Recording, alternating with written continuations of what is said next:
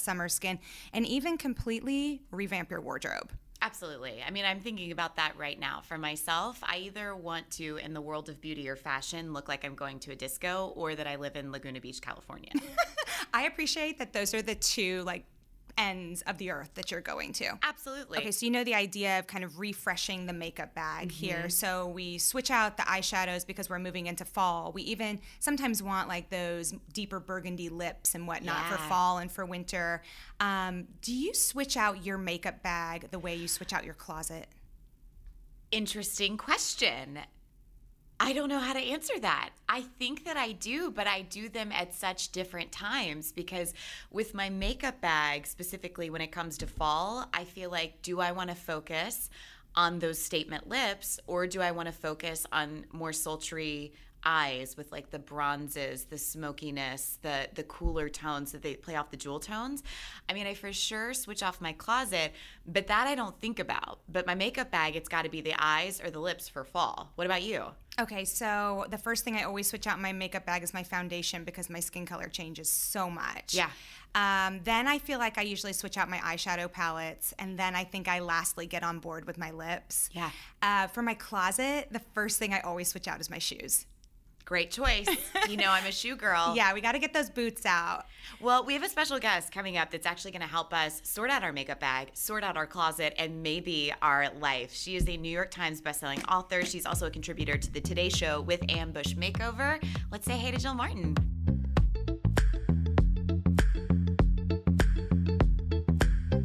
I'm so excited about our next guest, Jill Martin, in the house right now. And let me just tell you a little bit about her before we dive right in. Emmy award-winning TV personality. As if that's not enough, she's also the New York Knicks broadcaster, a New York Times bestseller, the Today Show contributor, the creative director for G.I.L.I at QVC, and oh, by the way, she happens to be a fashion expert. So, Jill. Hi. My goodness, what can't you do? Congratulations on this new show, and thank you for having me. Oh my goodness, the pleasure is all ours. We're so happy that you're here.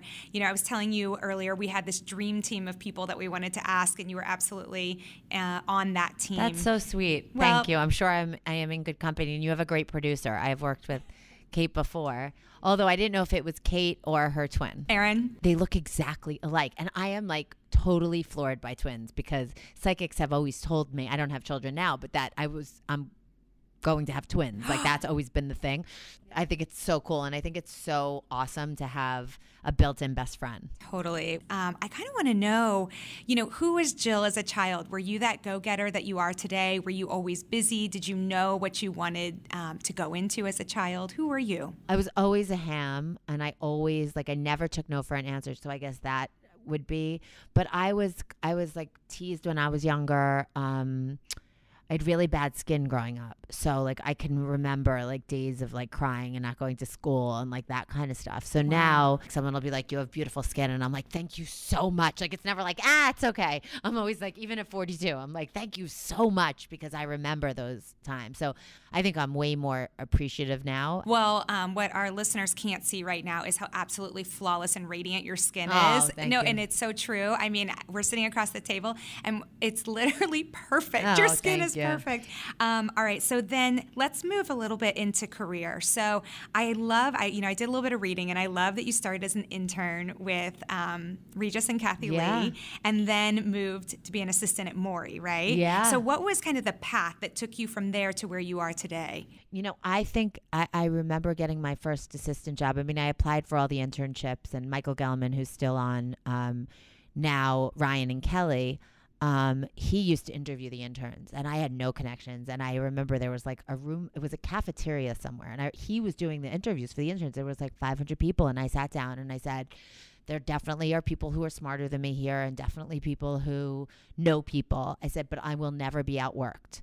Like, it's one thing that I will never be still to this day. Like, there is not anything that will happen that I will say I could have done blank. It just never happens. So, that was my first entree into the entertainment world. And then I remember there was an assistant job available at the Maury Povich show, and I just sat outside their office for like a day until I got an interview, and kind of begged for it. Wow. And I still to this day, I mean, I've been I think like opportunity I believe in luck, a little bit of it, but I think that you make your luck. So I think that the harder I work, the more lucky I get, because I just feel like I put myself in more positions. And I think when you get here, we're obviously meeting here at QVC.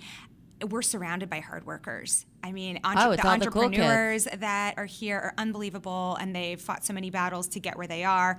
And, I think we're just constantly reminded that hard work pays off. Definitely. All right. So, you started from intern, you worked your way up, you moved to assistant. What happened after the Maury show? So I was at the Maury show, and the executive producer, this girl named Amy, they were doing a segment like, I don't know, it was like my cousin lost 300 pounds and we're making her over. And the person who brought in the clothing, the executive producer didn't like, and she's like, fix it. So I like pounded on the door of Macy's and I got new clothing. It was like 6:30 in the morning. They like let me in. I don't know. It was like crazy story. And then she was like, why don't you just do the fashion? And that's how that happened. Wow. So it was just like, that was the right place at the right time. But also just being like, super persistent and always in their face, because I was always like there first, there last. Now, was that, not everybody could just pick up and do that, right? Did you already just have a knack for fashion? Yeah, I mean, I think that like I went to the University of Michigan. I took classes there, but I mean, I feel like I am like a regular girl. So like, I feel like my biggest asset, in addition to having a fashion background, and I wrote books on, but I think the biggest thing is that I feel like I know what looks best on women's bodies and what the best, not staying, I don't believe in trends. Like, I have never given up a scrunchie, and I'm bringing it back with our athleisure wear line, but like, I love scrunchies. Like, why would I give that up if that's what holds my hair best? Like, who says? So then do you tell people when you're helping them with their fashion, wear what's comfortable for you, or do you recommend that somebody go just a little bit outside their comfort zone? Both. Okay. A lot of people like will write me and they'll say, I gained a little weight. Should I wear like a bigger size? And I'm like, no, don't wear more material. Like, that's not what you do. So I feel like, confidence, it's cliche, is your best accessory, but I do believe that. Absolutely. So now when you're working with someone, or even when you're working on QVC and helping women all over the nation basically get dressed, do you think it's best to go by body type and take a look and have a realistic view of, this is my body type, this is what I should be wearing? Or is it more like, this is my body type and that is what I love regardless? I think you have to be honest with yourself. And if what you love doesn't look great on you, like I always say, have a trusted friend, have a trusted person, because I don't see my body right. I think sometimes you do need another person. It's a formula of you being comfortable, what works for your body, and then if you have any questions, like really having someone who's not a yes person. That's a true friend. Ooh, before we get into fall stuff, did you go to New York Fashion Week? I was wondering if there's anything that sparked your interest in Fashion Week, or any trends you see coming down for fall. Yeah, I mean, I'm always excited for fall. I'm always excited about bringing summer trends into fall. I'm always excited about items that you could wear all year. Okay. And so when I see like pastels or I see florals, coming into fall, I love that, because I love being able to wear what you have for more than one season. Okay. And so that's like a big thing that I'm super excited about. And, I'm super excited that the entire shift of a lot of the lines are moving more casual, even in couture. And so for me, being like a jeans and a t-shirt kind of gal, as you could see, that's exciting to me. Well, and I think truly women feel most comfortable throughout the day and most confident throughout the day when they are comfortable in their clothing and when their feet aren't aching. I mean, there's a time and a place, obviously, to put on those stilettos and rock those. Totally. Well, let's talk about Ambush Makeover a little bit here. I'm wondering, do you have a favorite moment on Ambush Makeover? And actually, let's also describe what is Ambush Makeover for somebody who hasn't seen it. Yeah, so we pick 2 people randomly from the crowd, and it is random at 7 a.m., and then I interview them, and then we make them over, myself and Louis Licari. And it's head to toe, right? Yep, who's a celebrity stylist. So we have about like 3 hours total. We've been doing it for like 12 years. And for a lot of people, it's just that initial kick. It's like that. It's like, how like when you you eat poorly and you're like, I'll start tomorrow. I'll start tomorrow. Sometimes it's just getting through that first day. And then you're like, all right, I feel good. Like I ate a glass of water. I'm doing well. So for me, I don't really have a favorite moment because, the before and afters are pretty major, and it's like a nice thing to do. Yeah, I was going to say, as a viewer of it, the thing I love the most is seeing the transformation from the inside come out. A lot of times there's tears of joy, and watching like their spouse see them walk out for the first time. I mean, that is so gratifying. Yeah. It's got to feel so good. Yeah, it's cool. I mean, listen, we've all been through so much in our lives, and sickness and parents, and so grateful for like that a lot of this stuff should just be happy and fun. And I say that on the air all the time. Like we had the jacket the other day, and it came in like fun colors, like green and red, and I'm like, just get the red faux leather jacket. Like, you don't have to get the black. Like, it's fun. Life should be fun and light, and whatever we can add like a little bit of sparkle, like you should be able to, because there's enough in life that you can't control. So like fashion, I mean, just like have a good time with it. Right, and get the red jacket. But it sounds so cliche. Like I'm grateful every time I walk in here, every time I walk in NBC, every time I walk into Madison Square Garden. Like, I know that these opportunities people are lined up for them. So I do not take them for granted. So what's next for Jill Martin? I'm just like building here. I'm really excited. And we have a big announcement coming. Just things are good. My family's healthy. Like I just feel like it's like happy, and I look forward to this kicking off and doing your podcast again. Thank you. Oh my word, this has been so awesome. Well, I have to tell you, I mean, we're so impressed with you here. We appreciate you so much here. Thank you for having me. Every time you walk through the QVC doors, I mean, truly, you're a little ray of sunshine. And thank you. You are, and we're all just so proud that you're here and proud that you're an ambassador of QVC. Thank you, and thank you for having me. Bye, everyone. Bye.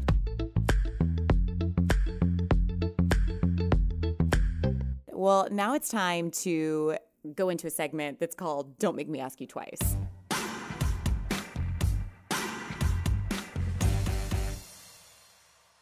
So Donna wants to know, eyeshadow, is there a right and wrong way to apply? Okay, so Donna, I'm going to go out on a limb and say, if it makes you happy, do it. But I'm not going to just give this answer that's kind of overarching like that and leave it at that, because I do believe that theory.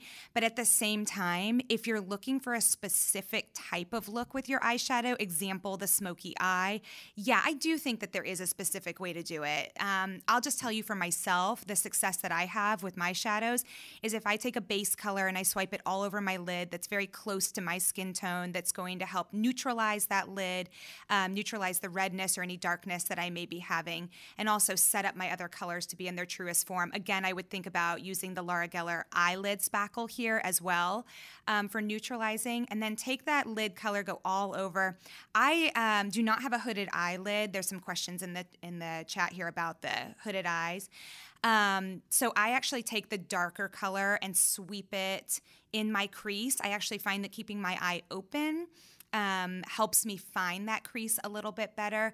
And I always like to take something of a little bit of sparkle or something with a pop of light or brightness right over my pupil. And that tends to work for me with the eye. And then, of course, if you want to define your brow a little bit too, that helps to open up the eye. So bringing something really light up along the brow arch, and that also cleans up the brow as well. So that's kind of my general rule of thumb, and I use that technique whether I'm doing a daytime look or I'm amping it up for night. I kind of use that as my overarching, do you like that pun? I like technique it. For my eyes in general. What about you, Courtney? Well, I think there's a lot to take into consideration when it comes to technique of eyeshadow.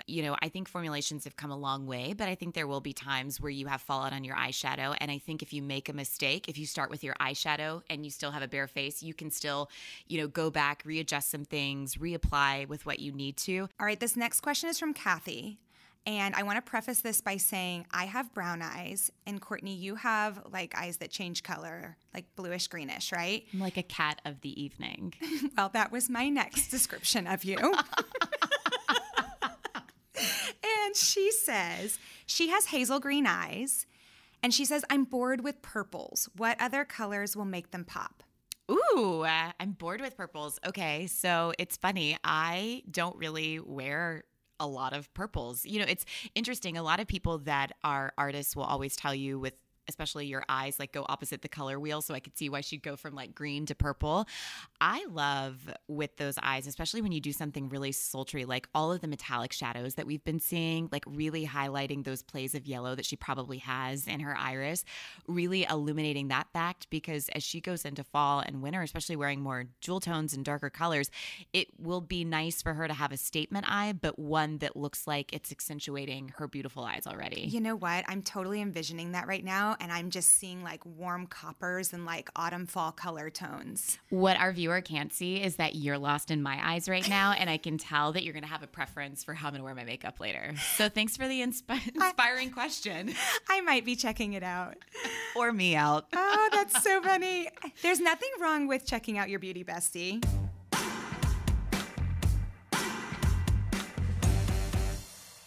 Well, thanks so much for tuning in to our podcast. Yeah, thanks so much for your questions. Keep them coming. You can always send us your questions on our Facebook page. I'm Elise Ivy QVC. Courtney Kaysen QVC. And check it out weekly because we'll ask you different questions to contribute to our podcast. Absolutely. And be sure to follow us on Instagram as well at the same handles. And we're looking forward to connecting with you. All right, so that's going to wrap it up. I'm Courtney Kaysen. And I'm Elise Ivy. And remember, you are anything but basic.